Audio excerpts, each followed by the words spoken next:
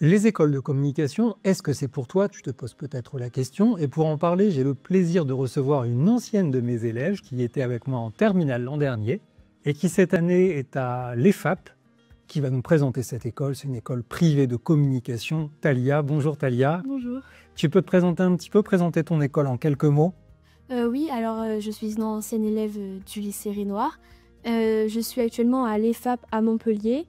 C'est une école privée de communication, donc elle a plus de 60 ans d'existence. Elle permet de se spécialiser dans plusieurs domaines, que ce soit la communication, du marketing, le digital, l'événementiel, la publicité.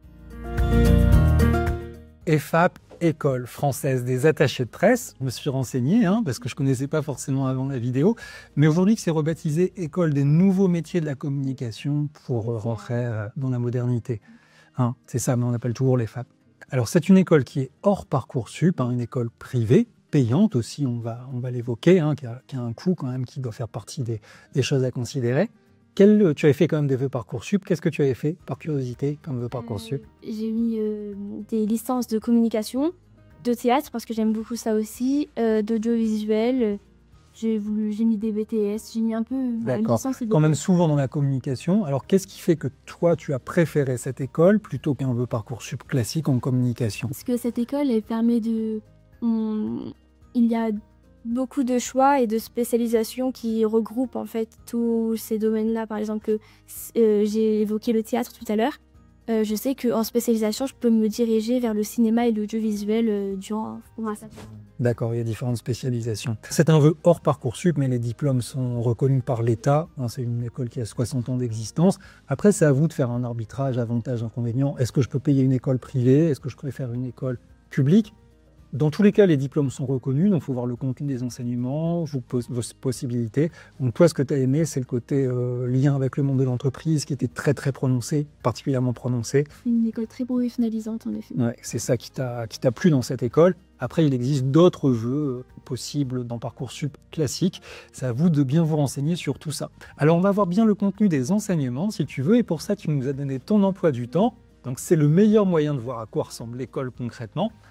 Alors, on regarde ça. Donc, première chose, il y a un jour libéré dans la semaine.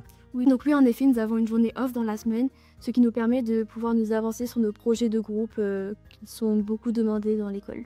Ok, donc on voit un petit peu les cours, fondamentaux de l'événementiel, culture de la publicité, introduction aux réseaux sociaux, ok, institutions politiques, décryptage, analyse de l'actualité, anglais, montage vidéo, tiens, décryptage, analyse de l'actu, ça revient, anglais, marketing, théorie de la communication, donc ça c'est mon emploi du temps, premier semestre, première année. J'imagine que ça peut changer d'une année sur l'autre. C'est un planning, c'est pas un emploi du temps, il n'y a pas toutes les matières que j'ai qui sont dans la semaine, donc toutes les semaines l'emploi du temps il change, ce qui permet de ne pas adopter un peu une routine et faire toujours la même chose.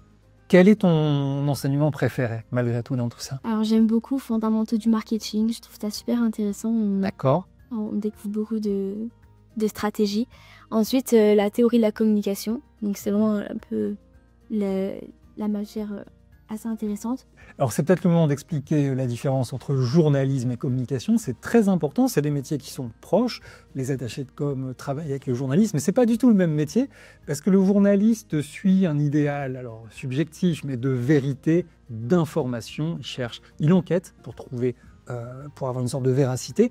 Alors que quand on fait de la communication, on fait de la publicité. On travaille pour des gens qui ont besoin de communiquer et dans le but de vendre un produit ou de vendre un discours qu'on a envie d'imposer dans la société.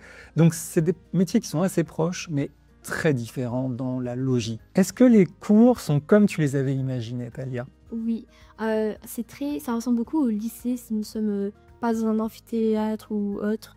C'est de petits effectifs, combien à peu près par classe? Nous sommes une promo de 5. Alors moi je suis à Montpellier, c'est une promo de 50. Après ça varie par campus, donc divisé en 2 classes de 25. D'accord, j'ai vu qu'il y avait de nombreux campus, Aix-en-Provence, Paris, un petit peu toutes les régions françaises, même l'étranger.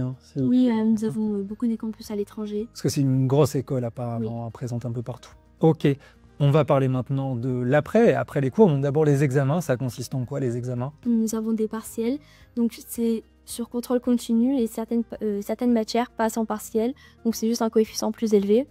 Nous avons 2 jours de partiel avec environ 4 matières. Par semestre?